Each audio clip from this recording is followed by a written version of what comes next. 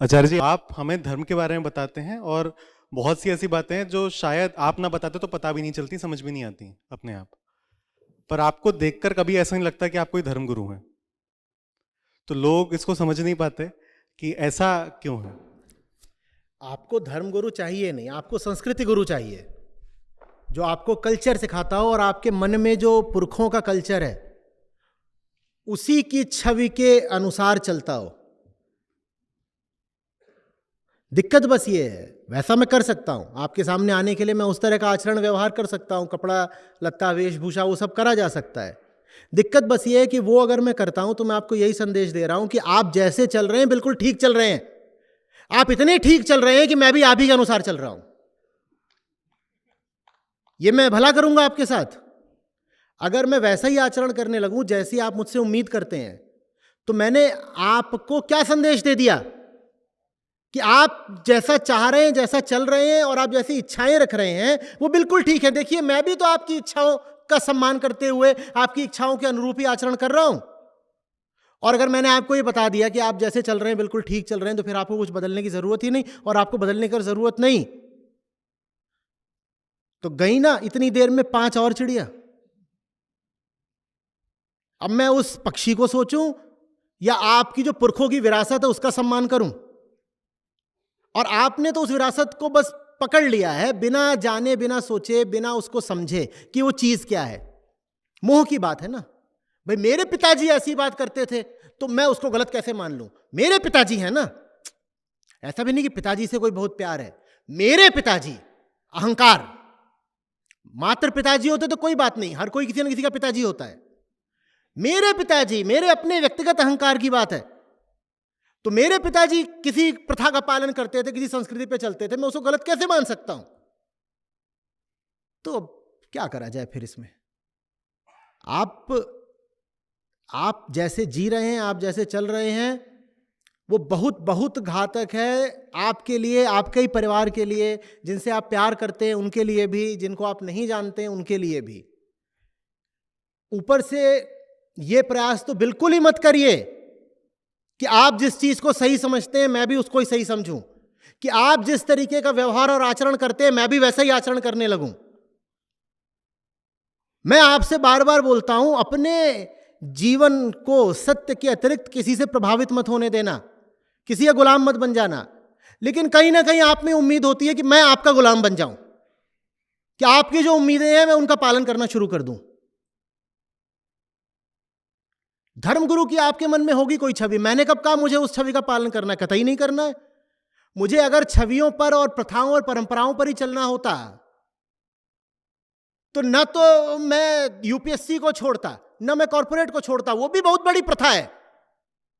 ये दुनिया में प्रथा है ना। एक बार आपका सिविल सर्विसेज क्लियर हो गया, फिर छोड़ने की प्रथा है क्या कहीं? तो मैंने तोड़ी ना प्रथा। आप कॉर्पोरेट में काम कर रहे हो, उसको छोड़ने की प्रथा है कहीं? तो मैंने तोड़ी ना प्रथा। जब मैं सदा से प्रथा भंजक रहा हूं तो आज मैं आपकी उम्मीदों का पालन करने लग जाऊं, क्या ये आपके लिए भी हितकर है? मैं वैसे ही हो जाऊं जैसे आप हैं, मैं वैसे ही चलने लगूं जैसे आप चलते हैं, तो क्या ये आपके लिए भी सही है? लेकिन आप ये समझेंगे नहीं, क्योंकि अहंकारी कभी समझ नहीं पाता। आपने पहले ही सोच रखा है कि सत्य एक विशिष्ट किस्म का होता है और वो विशिष्ट किस्म आपको पता है,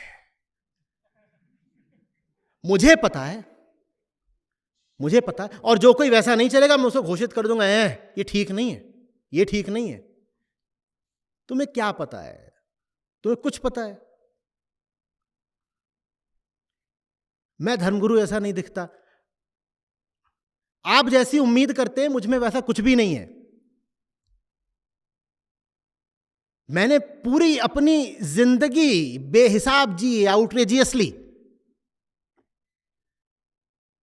और न जी होती वैसे तो आज आपसे ही बातें नहीं कर पा रहा होता। बताइए सही जी है कि गलत जी है?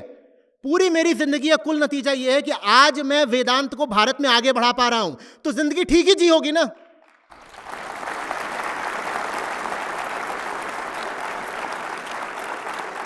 मेरी जिंदगी की 2-4 झलकें मिल जाती हैं तो छाती पीटना और रोना शुरू करते हो। मैं कहता हूं मेरी पूरी जिंदगी अगर किसी दिन खुल गई तुम्हारे सामने तो आत्महत्या ही कर लोगे। तो मुझसे कोई उम्मीद रखना भी मत। और मेरा उपकार मानना कि मैंने जिंदगी एक आम आदमी की तरह बिल्कुल नहीं जी है। न मैंने किसी प्रथा को सम्मान दिया, न परंपरा को, न संस्कृति को। मैंने राम को और कृष्ण को सम्मान दिया और मैंने वेदांत को पूजा है। अब ये इतिहास बताएगा कि सही किया है कि गलत किया है, लेकिन आम आदमी और लोक संस्कृति को लेकर मेरे मन में कोई सम्मान नहीं है। आम आदमी जैसा है अगर वैसा ही रह गया तो उसकी वेदना, उसकी यातना, उसके बंधन, उसके कष्ट भी वैसे ही रह गए। मैं इतनी देर से बात करे जा रहा हूं कि गई चिड़िया, गई चिड़िया, गई चिड़िया। तुम्हें क्या लगता है मेरे मन में यदि चिड़िया के लिए करुणा है तो आम आदमी के लिए नहीं है? पर ऐसा नहीं हूं कि गाता फिरूं और बार बार बोलूं कि प्यार है तुमसे, प्यार है तुमसे। अंधे हैं क्या लोग कि उन्हें समझ में नहीं आता कि जो आदमी पशु पक्षियों के लिए इतना व्यथित है वो इंसान के लिए कितना सोचता होगा। लेकिन ये इंसान जैसा है वैसा ही बना रहना चाहता है। इतना ही नहीं, ये मुझे भी अपने जैसा बनाना चाहता है। मैं मर जाऊंगा, तुम्हारे जैसा बनना कबूल नहीं करूंगा। तुम्हारे ही जैसा बनना होता तो मैं उसी राह चल रहा होता जिस राह सब चल रहे हैं। 15 वर्ष का था तब से वो राह मैंने छोड़ दी। दिखाई नहीं पड़ रहा है कि आप क्या सोच रहे हो कि आपके घर में जिस तरह का माहौल रहता है, जिस तरह से लड़के बच्चे रहते हैं, उसी तरीके से तो मैं भी था। और एक दिन ऐसे चलते चलते यहां पर आकर के बैठ गया हूं और मैंने ऐसे बोलना शुरू कर दिया गीता। अगर मैंने वैसे ही बोलना शुरू कर दिया होता गीता, तो फिर मुझे क्यों लिख करके भेजते हो कि आचार्य जी 30 साल से गीता पढ़ रहा था पर गीता का जो अर्थ आपने बताया वो पहले कभी नहीं सुना। अगर मैं गीता का वो अर्थ बता रहा हूं जो आपने पहले कभी नहीं सुना तो निश्चित रूप से मैं जिंदगी भी वैसी जी रहा हूंगा जैसी आपने पहले कभी नहीं देखी। आपको ये बात पता नहीं है, समझ में नहीं आती है। आप क्या सोच रहे हो मैं यहां से वापस जाकर के बिल्कुल वही सब करना शुरू कर दूंगा जो आपने घरों में करते हो? बिल्कुल भी नहीं। मेरी बहुत बहुत अलग जिंदगी है और मैं बहुत अनुग्रहित हूं कि मेरी जिंदगी आम आदमी की जिंदगी से बहुत अलग है। मेरे बहुत पास आ जाना, मेरे बहुत प्यारे हो जाना तो जान जाओगे कि मेरी जिंदगी क्या है और कैसी है। दूर बैठकर मेरी जिंदगी को जज करने की कोशिश कभी मत करना, क्योंकि अगर मेरी जिंदगी को दूर बैठकर जज करोगे तो सिर्फ एक शब्द बार बार सुनाई देगा, run run and run away. जिसे मुझसे दूर जाना हो मुझे जज कर ले। और जब दूर जाने की बहुत ख्वाहिश होगी ना, तब तुम्हें बहुत इच्छा उठेगी कि मेरी जिंदगी में ऐसे ऐसे घुसपैठ करके देखो और पूछो अच्छा ये क्या, अच्छा ये क्या, अच्छा ये क्या। तुम्हें क्या पता है? क्या तुम्हें अपनी जिंदगी कुछ पता है? मेरी जिंदगी क्या पता चल जाएगा तुमको? क्या पता चल जाएगा? लेकिन तुम्हें कारण पर्याप्त मिल जाएगा, बहाने पूरे मिल जाएंगे मुझसे दूर जाने के। तो मैं धर्मगुरु जैसा नहीं दिखता। मैं कह रहा हूं कि जिसको तुम धर्म बोलते हो धर्म होता है। मैं कह रहा हूं जिनको तुम गुरु बोलते हो गुरु होते हैं। जब न धर्म धर्म है ना गुरु गुरु है तो मैं धर्मगुरु कहां से हो गया? नहीं हूं धर्मगुरु। अगर मैं धर्मगुरु बन गया आपके लिए घातक हो जाऊंगा। आप चाहते हो मैं धर्मगुरु बनूं? आप चाहते हो मैं यहां पर सफेद या गेरुआ या कोई और धार्मिक रंग पहनकर बैठ जाऊं? मैं आपके सामने आज के समय की एक काली स्वेटशर्ट पहनकर बैठा हुआ हूं। आपत्ति है? ऐसे ही हूं। टेक इट और लीव इट।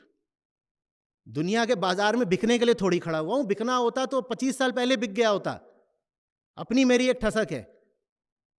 तुमको बार बार सिखाता हूं किसी के आगे झुकना नहीं। तुम्हें यह भ्रम हो कहां से गया कि मैं तुम्हारे ही सामने झुक जाऊंगा?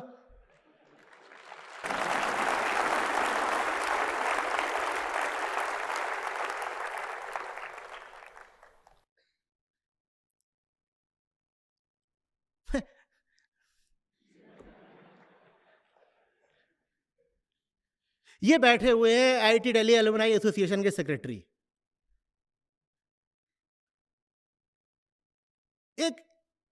एक आईआईटीएन कैसा होता है, उसकी जिंदगी कैसी होती है, 4 साल वो कैसा जिया होता है जानते हैं, ये पूछो इनसे। उसके बाद तुम चाहते हो कि मैं तुम्हारे आम साधारण तथाकथित सात्विक धर्मगुरुओं जैसा आचरण करूं?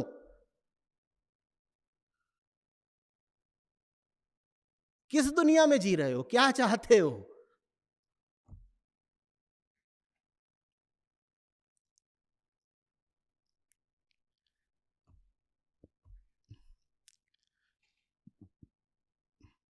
ये सब जो धर्मगुरु कहलाते हैं इनसे तो जंग है मेरी। पागल, मुझे इनके जैसा थोड़ी बनना है। और मेरे जीवन भर मुझे सबसे ज़्यादा कष्ट यही देने वाले हैं। मुझे होगा नहीं कष्ट, वो अलग बात, पर अपनी ओर से ये पूरी कोशिश करने वाले हैं कि गोली मार दो, तीर मार दो, पटाखा चला दो, बंद चला दो, जो करना चाहे कर ले, पर ये मुझे माफ़ करें, मुझे इन्हें निराश करना होगा। आप जो कुछ भी करेंगे वो मेरे ऊपर व्यर्थ जाएगा। आप मुझे मार भी देंगे तो भी झुकने वाला तो मैं नहीं, क्योंकि मेरी लड़ाई मेरे लिए नहीं है ना बाबा। हाँ, परमारथ के कारणे मोहे ना आवे लाज। अपने लिए कुछ होता तो एक बार क्या भी देते कि छोड़ो, कौन इतना झगड़े रगड़े में पड़े, हटो। पर यहाँ बात अपने लिए नहीं है। इतनी देर में बेचारा एक पक्षी और चला गया, बात उसके लिए है, उसके लिए खड़ा हूं। और क्या करूं, मन है मेरा ऐसा। बचपन में मेरी नानी तुलसी का ऐसे एक ऐसे छोटा सा चबूतरा बना रखा था, उसमें तुलसी लगी हुई थी। वहीं पर उन्होंने एक छोटा सा शिवलिंग स्थापित कर रखा था। उस पर डालने के लिए घर की क्यारी से गेंदे के फूल तोड़ती थी। मुश्किल से 4-5 साल का रहूंगा, मैं इतना लड़ा उनसे, इतना लड़ा। मैंने कहा गेंदे के फूल जिंदा हैं, मत चढ़ाओ वहां पर। शिव पत्थर नहीं होते, शिव कुछ और होते होंगे ना। अभी तो आप जिंदा फूलों को पत्थर पे चढ़ा रहे हो, मत चढ़ाओ फूलों को। मैं फूलों के लिए अपनी नानी से लड़ सकता था, मैं जिंदा लोगों को खत्म हो जाने दूंगा क्या? जो धर्म के नाम पर चल रहा है, इसी से असली जंग है। और मुझ पर बड़े से बड़ा वार भी यही कर रहे हैं और यही करेंगे।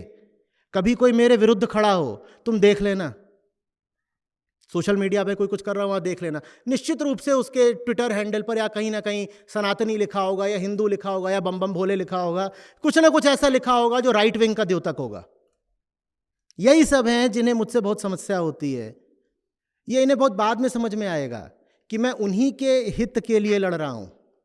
ये ऐसी सी बात है कि जैसे कोई छोटा बच्चा हो, वो आग से खेल रहा हो, तुम उसे आग से बचाने जाओ, वो तुम्हारी ही कलाई में अपने दांत गड़ा दे। ये मेरी कलाई में दांत गड़ा रहे हैं, इनको नहीं पता कि मैं इन्हीं के हित की रक्षा के लिए तत्पर हूं। इन्हें नहीं पता है।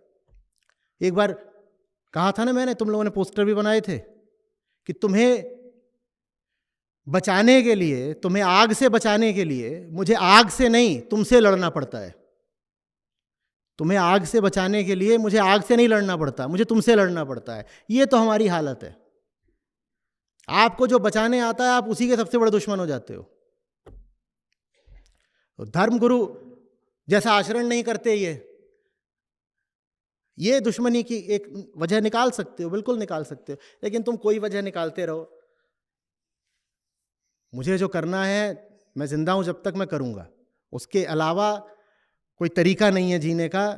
उसी को निष्कामता कहते हैं, वही निर्विकल्पता की बात है। आ रही बात समझ में?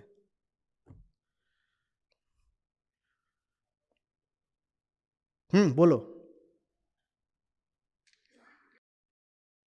आचार्य जी, लेकिन कहीं ना कहीं ये बात भी समझा दी गई है कि यदि आपको धर्म की शिक्षा लेनी है, यदि आपको धर्म के विषय में, गीता के विषय में, उपनिषद के विषय में सुनना है, तो ऐसे लोगों से ही सुनिए जो किसी खास कुल से आते हों या जो किसी खास तरह का आचरण करते हों। तो यहाँ जो लोग बैठे हैं शायद वो इस बात को समझ जाते हो, पर जब वो ये कोशिश करते हैं कि दूसरों को, जो उनके करीबी हैं, उन तक आपकी बात पहुंचाएं, तो उनको इस तरह का बहुत बड़ा एक बैकलैश सा देखने को मिलता है। तो वो अक्सर हिल जाते हैं, समझ नहीं पाते। जो किसी परंपरा से आते हैं, जो किसी मान्य गुरु द्वारा दीक्षित हैं, जाओ ना उनसे पढ़ लो ना उपनिषद और गीता। मैं मना कर रहा हूं क्या?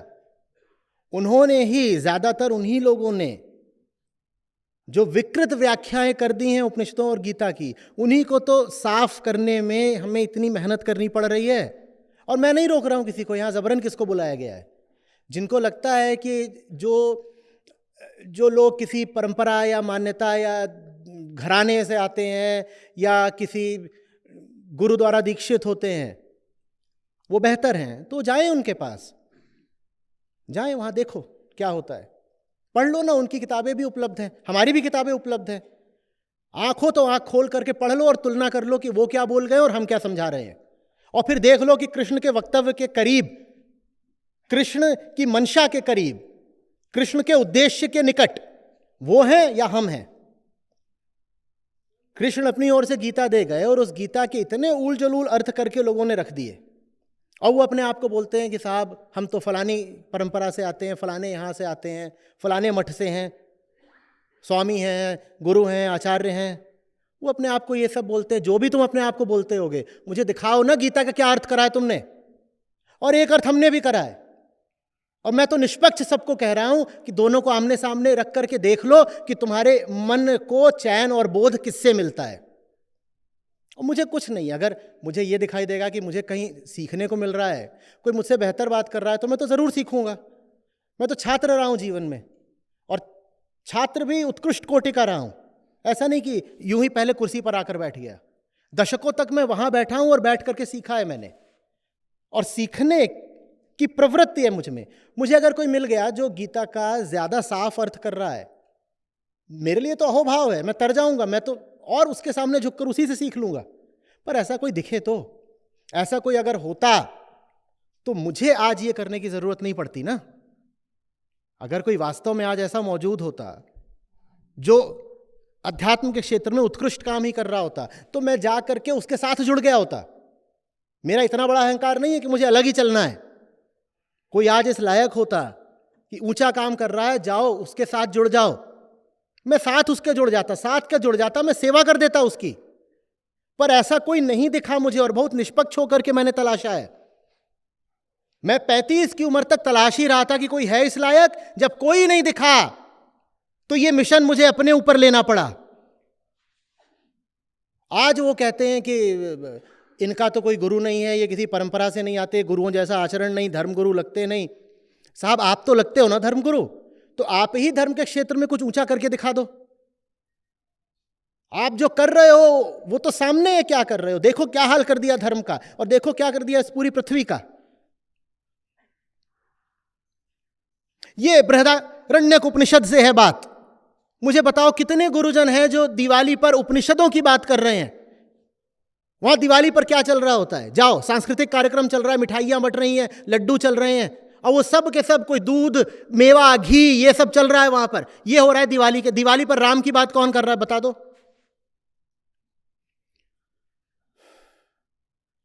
मैं भी देखो साधारण ही, जैसे सब होते हैं वैसे ही एक इंसान हूं, ठीक है।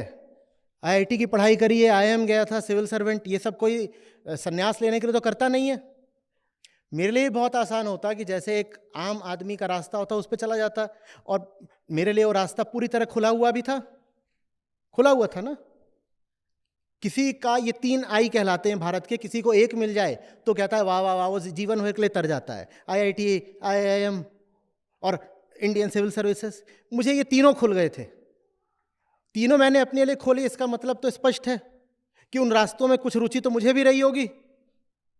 मेरे लिए भी बहुत आसान था, मैं उधर कोई चल देता। मुझे उधर जाने में लोभ भी दिख ही रहा होगा,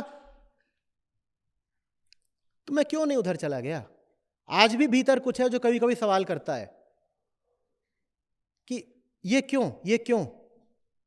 मुझे बहुत अच्छा लगेगा कोई और आ जाए, जो काम मैं कर रहा हूं अपने कंधों पे ले ले, मुझे मुक्त कर दे। मैं भी काहे के लिए अपनी जिंदगी लगा रहा हूं। एक तो मैं वो काम कर रहा हूं जो इन धर्म गुरुओं से करा नहीं गया। मैं तुम्हारा काम कर रहा हूं जबकि मैं तुम्हारी कोटि का हूं नहीं। मैं कोई बचपन वाला सन्यासी नहीं हूं कि बचपन में ही चुनरी धारण कर दी थी, शिखा कर दी थी और गुरुकुल में भेज दिया गया था। मैं गुरुकुल की पैदाइश नहीं हूं, मैं आम अहमदाबाद की पैदाइश हूं। मुझे यह काम नहीं करना था, मुझे यह काम जबरदस्ती करना पड़ रहा है, क्योंकि जिनके कंधे पर इस काम का दारोमदार था वो सबके सब निखट्टू निकले। उन्होंने धर्म बर्बाद कर दिया, उन्होंने सनातन धारा दूषित कर दी, वो पृथ्वी को खा रहे हैं। मैं उनका काम कर रहा हूं, और मेरा एहसान मानने की जगह मुझ पर आक्षेप कर रहे हैं कि धर्मगुरु जैसे नहीं लगते। भैया, न तो मैंने तुम्हारी परंपराओं में दीक्षा ली है, न तुम्हारी संस्कृति में दीक्षा ली है। मैंने दीक्षा सीधे उपनिषदों से ली है, और मेरे उपनिषदों ने मुझे नहीं कहा है कि आप स्वेट शर्ट नहीं पहन सकते। जब भी तुम मुझे किसी चीज पे जज करो, यह पूछ लेना कि क्या उपनिषदों ने उस बात को वर्जित करा है। अगर नहीं करा तो मैं नहीं वर्जित मानता। स्वेट शर्ट नहीं वर्जित है, मैं पहनूंगा, क्या समस्या आ गई। लेकिन कम से कम आप लोग यहां बैठे हैं, इतनी कृपा करें कि मुझे किसी सांस्कृतिक लेंस से ना देखा करें। मैं फिर से साफ कह रहा हूं, किसी तरीके के कल्चरल पैटर्न को आगे बढ़ाने की जिम्मेदारी मैंने नहीं ले रखी है। तो मैं उसे तोड़ता नजर आऊं तो कृपया न तो ताज्जुब माने ना आक्षेप करें। मैंने एक काम की अपने ऊपर जिम्मेदारी ली है। क्या? मुझे ये पृथ्वी जितना हो सके बचाने के लिए संघर्ष करना है। मैं क्लाइमेट चेंज एक्टिविस्ट हूं, मैं वीगन एक्टिविस्ट हूं, मैं एनवायरनमेंट एक्टिविस्ट हूं, और मुझे वेदांत को घर घर पहुंचाना है, घर घर उपनिषद। आप वेबसाइट पर जाएंगे, वहां आपको 4 चीजें मिलेंगी कि आचार्य प्रशांत जो कर रहे हैं उसका जमीनी प्रभाव क्या है। वहां पहली बात आपको मिलेगी वेदांत, वहां दूसरी बात मिलेगी कि वो पशु पक्षियों के लिए जान लगा रहे हैं, तीसरी बात आपको मिलेगी कि जो समाज के उपेक्षित वर्ग हैं, जैसे महिलाएं, जैसे दलित, वो उनके लिए सक्रिय हैं, और खासकर नारी सशक्तिकरण में वो बहुत काम करना चाहते हैं। और चौथी चीज आपको मिलेगी कि जो भ्रमित आध्यात्मिक साधक हैं उनको राह पर लाने का काम कर रहे हैं। ये चीज आपको वहां मिलेगी, और ये सालों से लिखी, मुझे बहुत स्पष्ट है। उसमें आपको कहीं ये नहीं मिलेगा कि आचार्य प्रशांत प्राचीन परंपराओं को आगे बढ़ाने का काम कर रहे हैं। क्या मैंने ऐसा लिखा? मैंने कभी भी बोला मैं प्राचीन परंपराओं को आगे बढ़ाने का काम कर रहा हूं कि मैं आचरण पुरानी परंपराओं के अनुसार करूंगा? मैंने 4 चीजें बोली हैं, वो 4 काम मुझे करने हैं। पर्यावरण, वीगनिज्म, ये आपस में गुथे हुए हैं। पर्यावरण, वीगनिज्म, क्लाइमेट चेंज, ये आपस में गुथी हुई बातें हैं। इसी में आप 2 चीजें और भी जोड़ सकते हो, एंटीनेटलिज्म और मिनिमलिज्म। ये आपस में एक बात है। तो एक ये मेरा क्षेत्र है काम करने का, एक मेरा काम है वेदांत को घर घर पहुंचाने का, एक मेरा काम है नारी सशक्तिकरण की दिशा में, एक मेरा काम है युवाओं के साथ जिनको जिंदगी के फैसले लेने हैं, और इनके बाद कोई पूछे तो मेरा काम है उनके साथ जो हैं तो आध्यात्मिक साधक ईमानदारी से, पर जो इधर उधर फंस गए और जीवन भर भटकते रहे, और जिनको जो कोर बात है, मूल बात है, वो कभी पता नहीं चली। इसके अलावा मेरा कोई नहीं काम है। तो धर्म गुरु जैसा लगना मेरे एजेंडे में शामिल नहीं है बाबा, अभी से स्पष्ट, और पहले भी बहुत बार बोला है। इसके आगे मेरे पास एक प्रश्न और था, वो बहुत हद तक महिलाओं से जुड़ा हुआ था, क्योंकि आपके काम का यदि मैं देख रहा हूँ, सिर्फ यदि मैं बात जो कर रहा हूँ, आंकलन जो कर रहा हूँ, वो यूट्यूब के कमेंट्स या जिस तरह के स्टोरीज हमारे पास पहुँचती हैं संस्था के पास, तो मैं देखता हूँ उसमें बहुत बड़ा वर्ग है महिलाओं का, जो इस बारे में बात करते हैं कि जिस तरह बेबाक होकर आपने महिलाओं को स्वावलंबी होने का संदेश दिया है, वो शायद आज से पहले किसी और ने नहीं दिया है।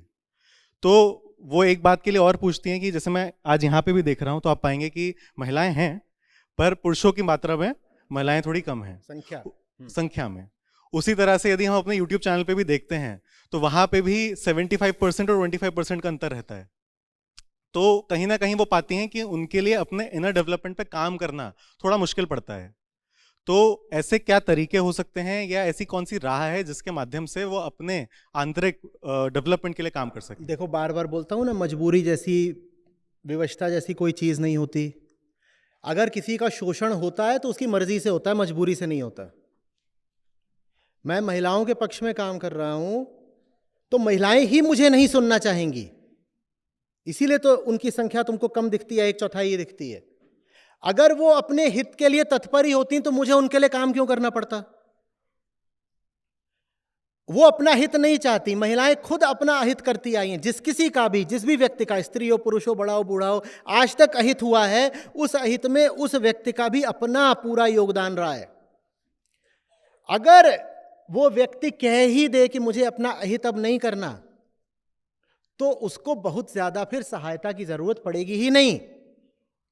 और ये बड़ी से बड़ी रोचक बात है, हाँ, ये त्रासद बात है पर रुचिकर भी है, कि आप जिसकी मदद करना चाहोगे उसकी आप इसीलिए मदद करना चाहोगे क्योंकि वो कमजोर और भ्रमित है। पर चूंकि वो कमजोर और भ्रमित है, इसीलिए मदद करने वाले हाथ कोई काटेगा। अगर वो भ्रमित ना होता तो उसको मदद की जरूरत ही क्यों पड़ती? और चूंकि वो भ्रमित है, इसीलिए जो उसकी मदद करने आएगा वो उसी पर आक्रमण करेगा, या आक्रमण नहीं करेगा तो कम से कम उससे दूर दूर रहेगा, दूरी बनाएगा, कहेगा ये मेरा दुश्मन है, ये मेरा दुश्मन है। बात मैं धर्म की करता हूं,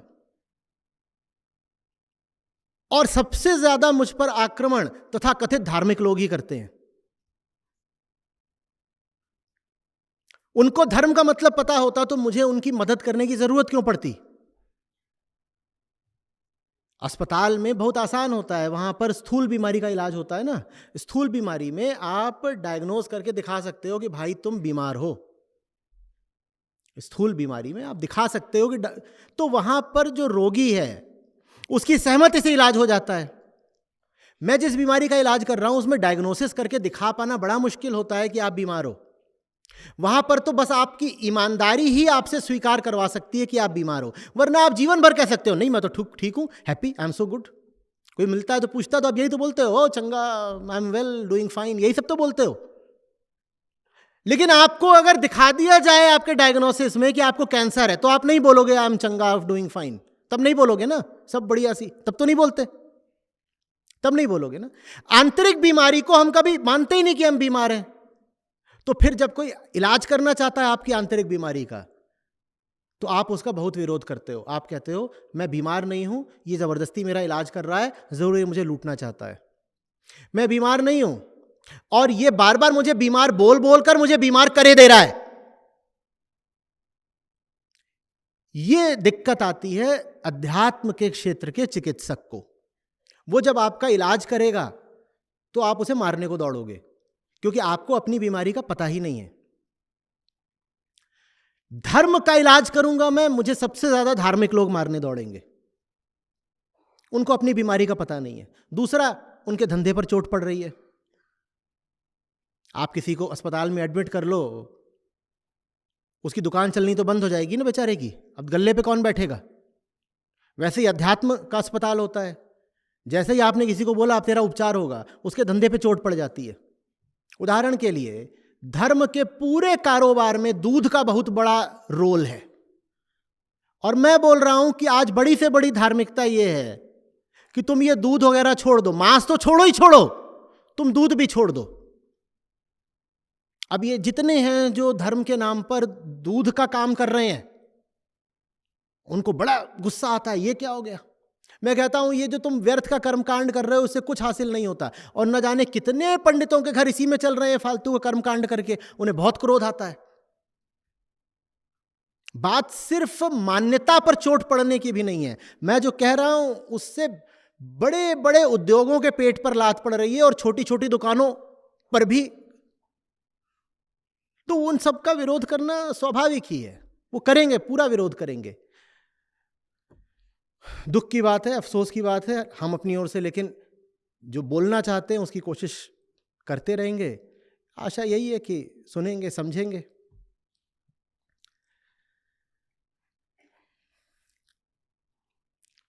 और क्या कह रहे हैं लोग।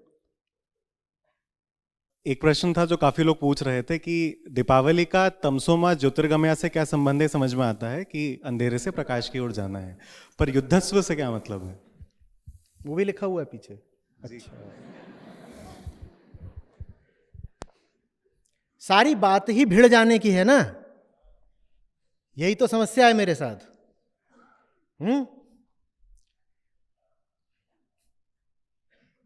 एक दफे बोला था ना कि सांड की तरह जीते हैं और बैल की तरह काम करते हैं। भिड़े बिना तो बात बनेगी नहीं।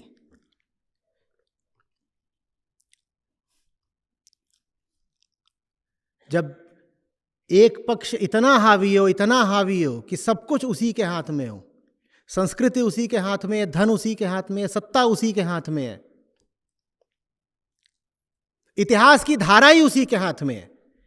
जो हिस्टोरिकल नैरेटिव है, इतिहास कैसे लिखा जाएगा और बच्चों को कैसे बताया जाएगा, ये भी उसी के हाथ में है। एक पक्ष जब इतना हावी हो तो हम क्या करें। जो स्थिति चल रही है उसको चलने दें।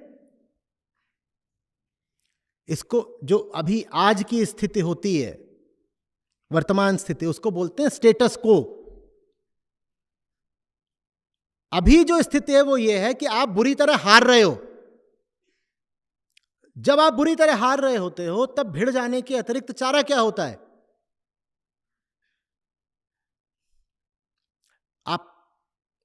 आप फुटबॉल खेल रहे हो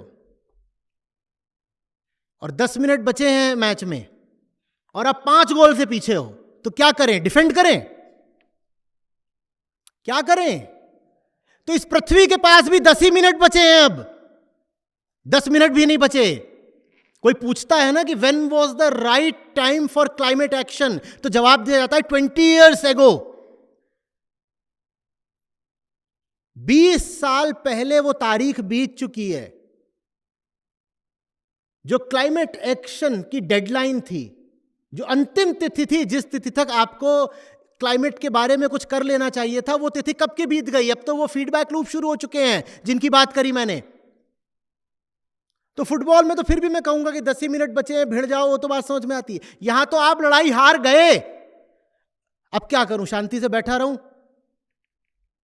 धर्मगुरु कहलाऊं?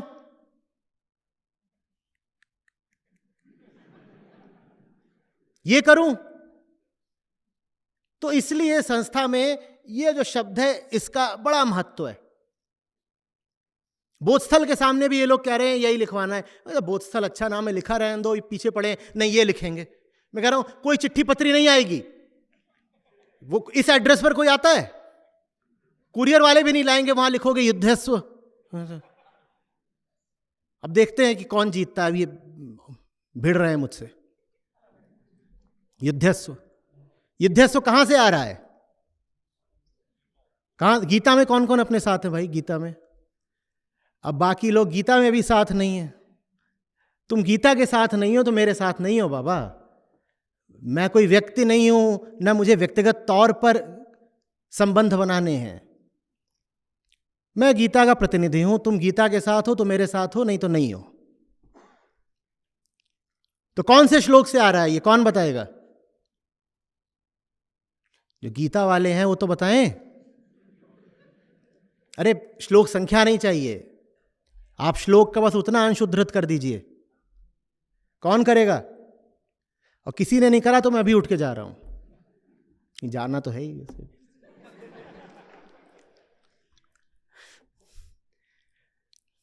वो देखो चालाकी, वो फोन में देख रहे हैं। चलो तुम फोन में देख के ही बता दो। हाँ बिल्कुल है। अब चौथे अध्याय में है तो चौथे से आगे का तो नहीं होगा अभी। हाँ बोलो। संस्कृत बोलो तुम अभी। अच्छा मैंने श्लोक उद्धृत करने को कहा है ना। निराशी निर्ममो युद्धस्व विगत ज्वर। विगत ज्वर हो जाओ, माने जितनी उत्तेजनाएं भीतर उठती रहती है ना, ये पालूं वो पालूं, इसी की तो उत्तेजना रहती है। ज्वर माने ताप, ज्वर माने बुखार, ताप, उत्तेजना से जो गर्म हो जाना। ये जिन बातों को लेकर गर्म हो जाते हो जरा ठंडे हो जाओ। विगत ज्वर, विगत माने जो ज्वर से आगे निकल गया, जो ताप से उत्तेजना से आगे निकल गया, ऐसे हो जाओ। आशा मत रखो, निष्काम हो जाओ। आशा रखो ही मत कि इस लड़ाई को जीत सकते हो। निर्मम हो जाओ, मोह ममता मत रखो, वरना त्याग नहीं पाओगे। और ये लड़ाई इसी बात की है कि जो व्यर्थ का है उसको त्यागना है। निराश हो जाओ, निर्मम हो जाओ, विगत ज्वर हो जाओ और बस लड़ो। युद्धस्व, यही अर्जुन को कृष्ण ने कहा, बस लड़ो। इस लड़ाई में तुम्हें कुछ मिलने वाला नहीं है अर्जुन, लेकिन फिर भी लड़े बिना जी नहीं पाओगे। बस लड़ो, अपने लिए नहीं लड़ रहे हो, लड़ो। आशा मत रखना कि तुम जीत भी गए तो कुछ पाओगे, लेकिन लड़ो, निराश होकर लड़ो। निराश माने ये नहीं कि डिमोटिवेटेड, निराश माने आशातीत चले गए। आशा की खातिर नहीं लड़ रहे। आशा तो हमेशा कामना मूलक होती है, कुछ मिलेगा इस बात की आशा। आशा नहीं है, धर्म है लड़ना, इसलिए लड़ रहे हैं। लड़ो, पाने के लिए नहीं लड़ रहे। रण ही जीवन है, इसलिए लड़ रहे हैं। लड़ो, और चोट खाओ तो शिकायत करने मत आना।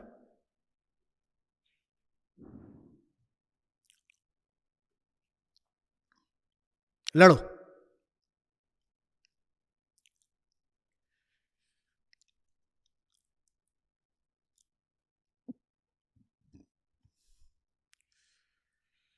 जो लड़ सकते हो उनको मैं आमंत्रित भी कर रहा हूं। लड़ाकों की बहुत जरूरत है मुझे। जिगर रखते हो लड़ पाने का, सबसे पहले अपने ही खिलाफ, फिर संसार के खिलाफ, तो साथ आ जाना। नहीं तो हम अकेले भी काफी हैं, कोई समस्या नहीं।